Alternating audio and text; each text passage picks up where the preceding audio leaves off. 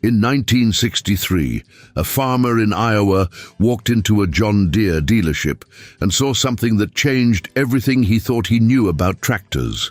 The machine in front of him was green and yellow, like every other Deere tractor. But this one had something no tractor had ever had before: hydraulic power steering. A single operator could now turn a massive machine with one finger instead of fighting the wheel for hours. It was a minor innovation. It was also a revolution. And it was the opening move in a war that would transform farming forever.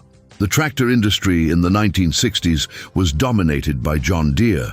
The company had controlled the market since the 1920s, when founder John Deere began manufacturing steel plows in Moline, Illinois. By 1960, Deere held 40% of the American tractor market. Their nearest competitor, International Harvester, controlled 18%. Everything else was fragmented among smaller manufacturers. John Deere was not just a company. John Deere was the definition of what a tractor should be. Farmers did not buy tractors. Farmers bought Deeres. The language of farming in America had become the language of Deere. But in 1964, International Harvester made a decision that Deere executives thought was suicide.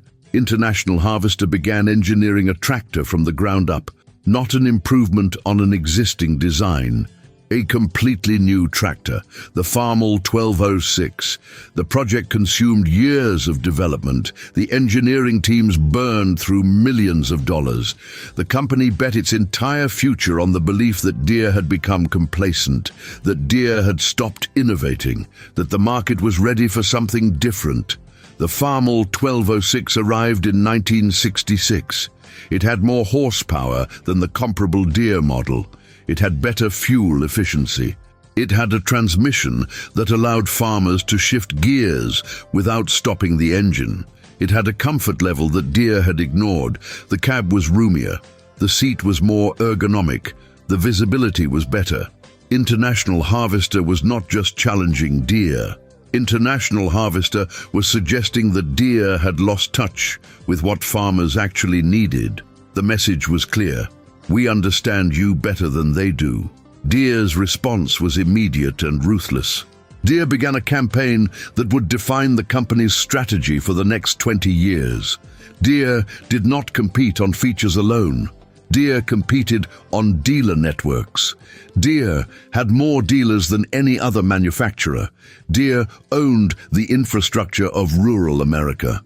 A farmer in Nebraska could go to his local Deere dealer and get parts, service, and financing. That dealer had been there for 30 years. That dealer was part of the community. That dealer was trusted. International Harvester had dealers, but they did not have the same network. They did not have the same depth of relationship with rural America. Deere leveraged that advantage ruthlessly. By 1970, International Harvester had captured 12% of the market. They had gained market share, but not at the rate they expected. Deere was fighting back. Deere was matching International's features. Deere was undercutting International's prices. Deere was using its dealer network to convince farmers that loyalty meant something. The battle was not won on engineering. It was won on institutional power. Meanwhile, a different kind of challenge was emerging. In 1972, Case Corporation entered the market with a new tractor line called the Case Power King. Case was a smaller manufacturer, but Case had identified something that neither Deere nor International Harvester had fully exploited: mid-sized farms. Deere and International Harvester were focused on large-scale agriculture. They built tractors for commercial operations. They built tractors for farmers who were running thousands of acres. But by 1970, the average American farm was smaller. The farmer was smaller. The needs were different. Case built tractors specifically for this market. Smaller horsepower, lower prices, simpler mechanics that a farmer could repair himself. The strategy worked. Case gained market share. By 1975, Case controlled 14% of the market. The rise of Case forced Deere and International to reconsider their strategy. They had been competing for the premium market, but the premium market was not where the volume was. The volume was in the mid-range. Deere launched the John Deere 4040 in 1973. It was specifically designed to compete with Case in the mid-range market. The 4040 was affordable. It was reliable. It was the kind of tractor a smaller farmer could afford and maintain. The message to the market was clear: Deere makes tractors for everyone, but the real war was happening in a place that American farmers were not paying attention to. In Germany, a company called Fendt was building tractors. In France, a company called Claas was building tractors. These were not primitive machines. These were sophisticated pieces of engineering. They were using technologies that American manufacturers had not yet adopted: stepless transmissions, advanced hydraulic systems, fuel injection engines. European manufacturers were not following American tractor design. European manufacturers were inventing new designs. By 1978, Fendt began exporting tractors to the United States. The first models arrived in limited quantities. American farmers were skeptical. A tractor from Germany? Why would anyone buy a German tractor when John Deere existed?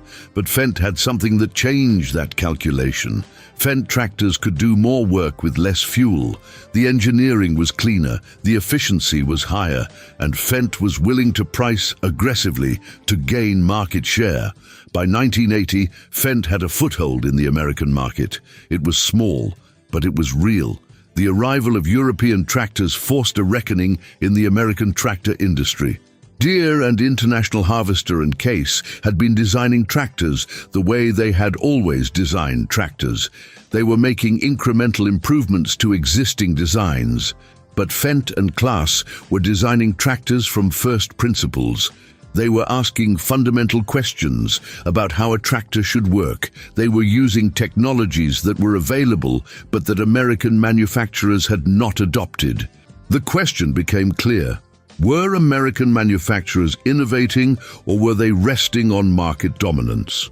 In 1981, Ford Agriculture entered the market with a line of tractors called the Ford 6000 series. Ford was a latecomer. Ford had made agricultural equipment for decades, but Ford had never been a major player in the tractor market. The Ford 6000 series changed that. Ford engineered the 6000 with features that neither Deere nor International Harvester had fully adopted. Four-wheel drive as a standard option, power steering on all models, a transmission that allowed mid-range speed adjustments. The Ford 6000 was not the most powerful tractor on the market, but it was the most usable tractor. It did what farmers needed it to do. It did it without unnecessary complexity. It did it at a price that was competitive with Deere.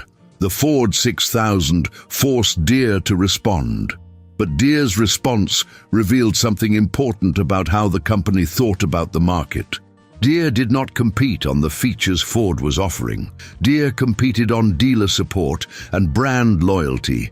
Deere ran campaigns suggesting that buying a Ford tractor was a betrayal, that a farmer who bought Ford was not loyal to American manufacturing, that Deere was the patriotic choice. It was manipulation dressed up as nationalism, and it worked. By 1985, Ford had captured 10% of the market, but Deere still controlled 43%. The tractor wars of the 1980s and 90s fundamentally changed the industry. Fendt's arrival forced American manufacturers to innovate. The competition from Ford forced Deere to reckon with the reality that brand loyalty alone was no longer enough. The rise of Case showed that there was a market for smaller, more affordable tractors. By 1990, the American tractor market looked completely different from what it had looked like in 1960. There were 5 major manufacturers instead of 3. There was genuine technological competition. There was real innovation happening. But here is what nobody talks about when they discuss the tractor wars. The technologies that emerged from this competition are the technologies that every modern farmer uses.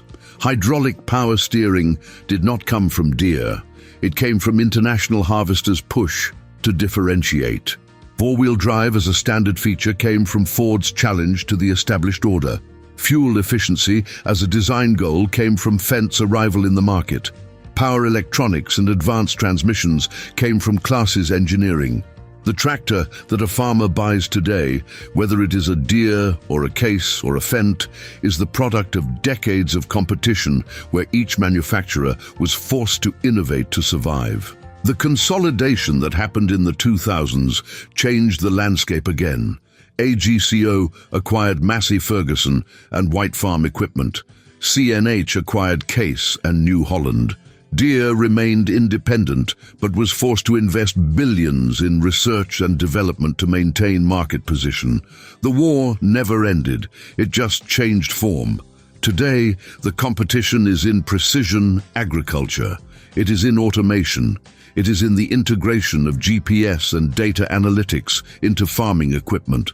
The battles are fought in different arenas, but they are still battles, and the farmer benefits from the fact that manufacturers must innovate to compete. The real lesson of the tractor wars is this: markets work best when there is genuine competition. When Deere dominated unchallenged, the company could rest on its laurels. Innovation was incremental, prices were stable at high levels. But when International Harvester challenged, when Case emerged, when Ford entered, when European manufacturers arrived, suddenly innovation accelerated.